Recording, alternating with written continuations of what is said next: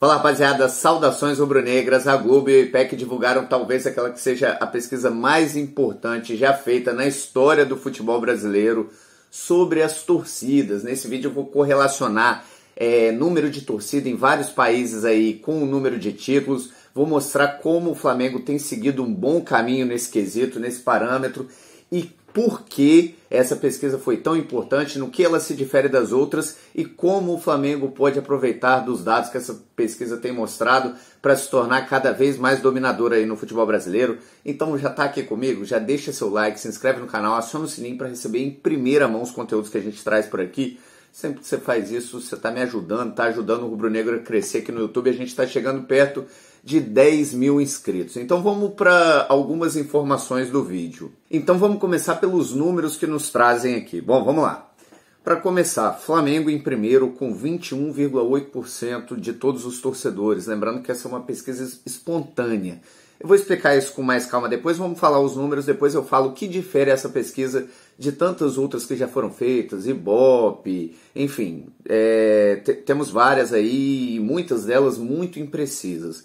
Mas vamos lá, segundo lugar, Corinthians, 15,5%, olha que boa diferença entre Flamengo e Corinthians, 6%, São Paulo, 8,2% da torcida nacional. Esse 8,2% mostra que a distância entre o primeiro e o terceiro lugar está muito grande e financeiramente isso vai fazer muita diferença, a gente vai falar daqui a pouco.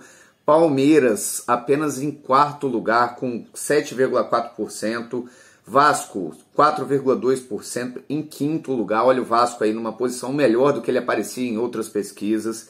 Grêmio em sexto lugar com 3,2%, Cruzeiro 3,1% em sétimo lugar, Internacional de Porto Alegre em oitavo lugar com 2,2% e Santos com 2,2% em nono, e aí o Atlético Mineiro em décimo com 2,1%. Isso mesmo, o Flamengo, que é hoje o clube mais rico do país, com mais de 1 bilhão de faturamento anual, tem 21,8%. Os seus principais concorrentes esportivos no momento, tanto na temporada, nas temporadas 2019 para frente, são Palmeiras e Atlético Mineiro agora em 2020 para frente.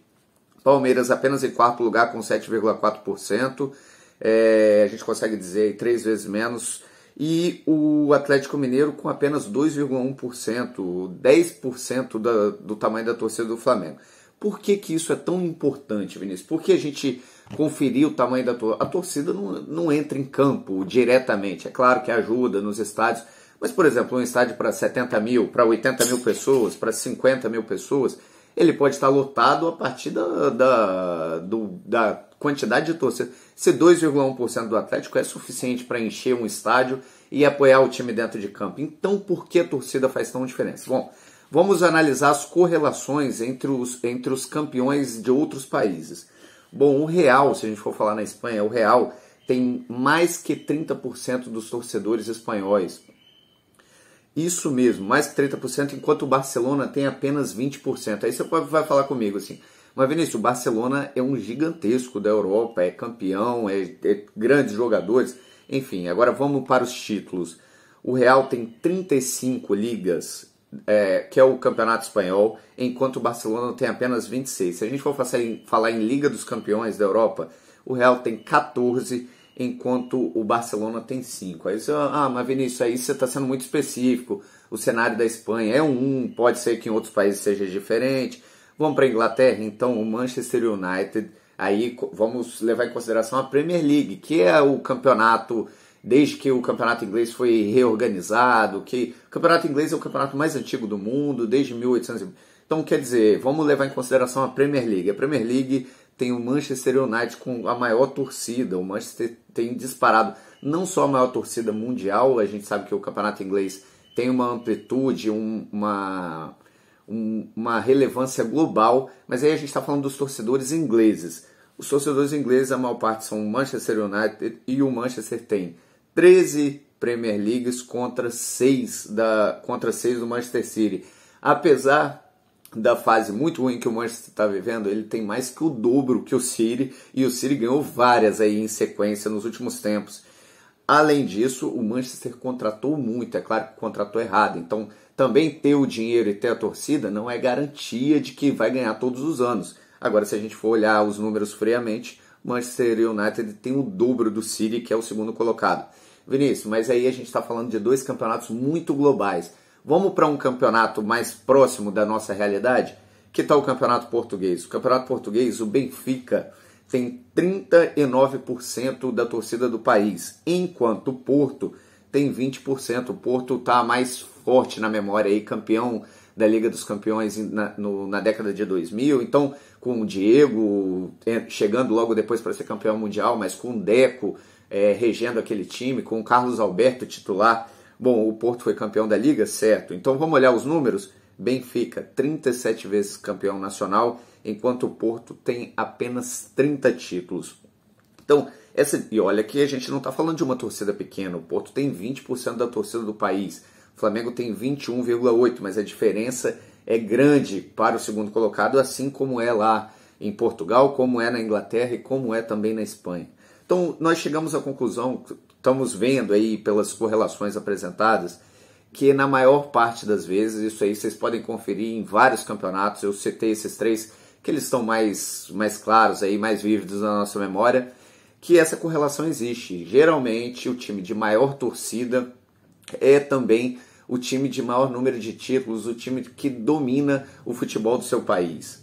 Tá, Vinícius, e por que isso? Bom, existem dois motivos claros. Um é um motivo futebolístico. Imagina, o Flamengo vai jogar em todos os lugares do Brasil, tem sua torcida apoiando. Quando vai enfrentar, por exemplo, um Fortaleza, um Ceará, um Cuiabá, quando vai enfrentar chega a ter mais torcida, de repente, do que o time que é o dono da casa. Então, é claro, um time que joga mais apoiado o tempo inteiro. Então, quando o Benfica vai pegar lá o Paços de Ferreira, pegar o Penafiel, vai pegar ele vai ter mais gente apoiando e isso faz diferença futebolisticamente. Agora, o outro quesito, e esse é muito importante, é que uma torcida desse tamanho, ela permite que você tenha patrocinadores mais fortes, mais dinheiro, mais gente, cota de televisão maior, cotas de divisão de prêmios maior. Então, quer dizer, o clube que tem mais torcida, ele consegue captar mais dinheiro.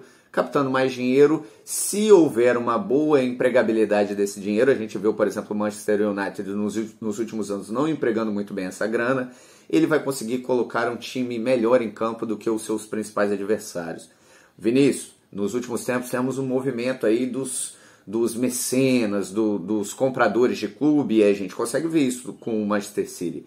Certo, entretanto, no Brasil, até agora, não apareceu nenhum mecenas capaz de concorrer com a pujança financeira que o Flamengo apresenta. Então, nenhum mecenas até agora, desses que estão apresentados aí, por exemplo, o Menin do Atlético Mineiro, o formato do Palmeiras. O Palmeiras teve lá uma ajuda de mecenas, mas depois se reorganizou propriamente e hoje tem um orçamento na casa da metade do Flamengo, 600 milhões, 500 e pouco, 700, dependendo dos resultados financeiros.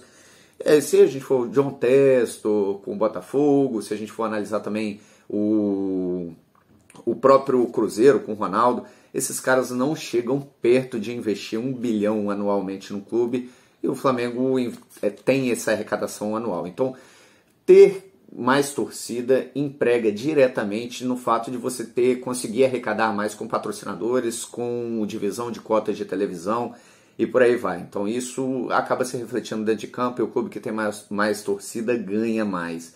Agora, Vinícius, por que você falou que essa pesquisa é tão diferente das anteriores? Bom, primeira característica dessa pesquisa, essa pesquisa foi a primeira feita de forma com maior amplitude, claro, espontânea. Então você não tinha uma lista de clubes lá para você responder. Então muitos clubes eram prejudicados por causa disso. Imagina, você torce para um clube menor aí da sua cidade ou um clube menor lá da sua região e aí você chegava um pesquisador, vem cá, para qual desses clubes você torce?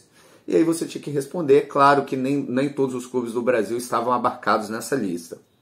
E aí você pode me falar, então isso foi ruim pro Flamengo, porque imagina o cara lá do interior de um estado que não tem um futebol tão forte, que torce para o clube de lá, ele não podia, ele acabava indicando o Flamengo, porque era um clube que ele também tinha simpatia. Bom, essa pesquisa foi espontânea, então a pessoa poderia responder o clube que ela quisesse e ela poderia inclusive responder mais de um clube, que é muito natural. Muitos torcedores de determinados locais torcem lá para o seu time. Por exemplo, um torcedor do Espírito Santo torce para a Desportiva Ferroviária aqui no estado, lá no estado, e acaba de alguma maneira torcendo para o Flamengo também, porque acompanha e é rubro-negro e família rubro-negra aqui do Rio de Janeiro. Então, quer dizer, nós temos um cenário bem espontâneo. As pessoas poderiam dizer de verdade para quem elas torcem, para quem elas consomem.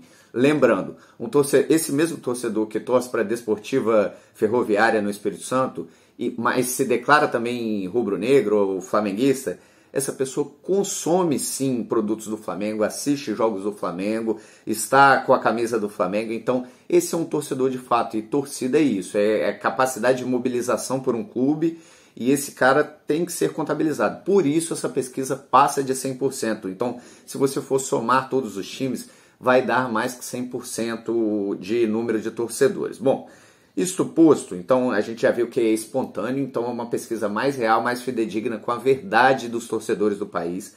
Além disso, essa é uma primeira pesquisa que não foi feita exclusivamente em áreas metropolitanas, o que acabou tirando algumas disparidades absurdas.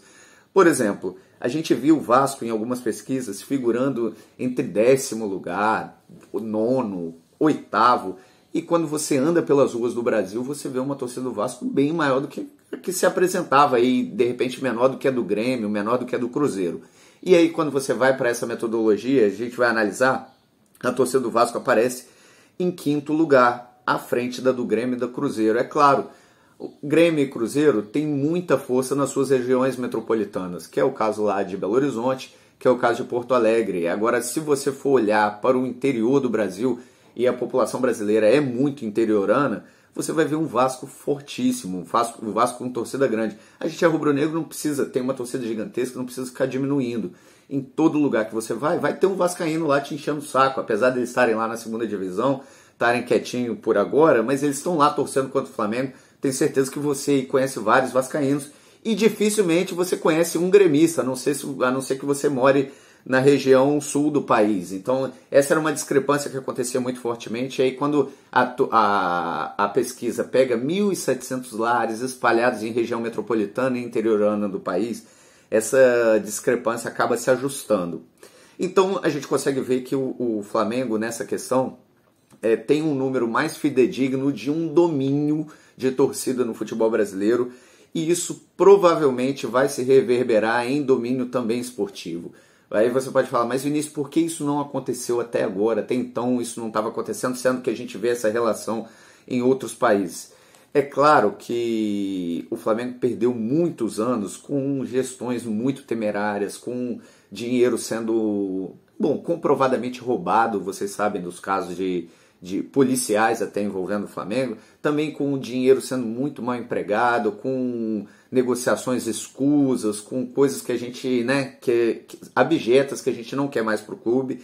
E, querendo ou não, desde que esse grupo, junto do grupo do Bandeira de Melo, é bom que a gente lembre que são dois grupos conjuntos que se dividiram depois, aprovaram lá, e aí num esforço muito grande do Eduardo Bandeira de Melo também, aprovaram a lei de responsabilidade fiscal, e o Flamengo agora tem contas muito mais ajustadas, muito mais transparentes, e é muito provável, e aí a gente consegue ver o Flamengo investindo cada vez mais dentro do seu futebol, e aí é muito provável que esse domínio ocorra em pouco tempo, e a gente já está vendo isso acontecer. Se a gente for olhar de 2016, 2017 para frente, o Flamengo vem sempre batendo ali na casa dos primeiros, mesmo quando não ganha, como a gente teve aí um ano ruim em 2021, foi vice-campeão brasileiro, foi vice-campeão da Copa Libertadores, foi campeão da Supercopa, campeão do Campeonato Carioca. Então, quer dizer, isso vai se ajustar com o tempo, as coisas vão se ajustando. Mas aí, diz pra mim, você acha que esse domínio já está acontecendo, já vindo aí de 2017, 2018 para frente, ou você acha que vai demorar um pouquinho para o Flamengo começar de fato a dominar o futebol brasileiro? Deixa aqui sua opinião, ou então se não vai também, pode deixar aqui nos comentários. Já se inscreve no canal, dá o like aí, deixa o like, vai. Quando você deixa o like, você está me ajudando a fazer com que esse canal cresça. Mengo é paixão, valeu!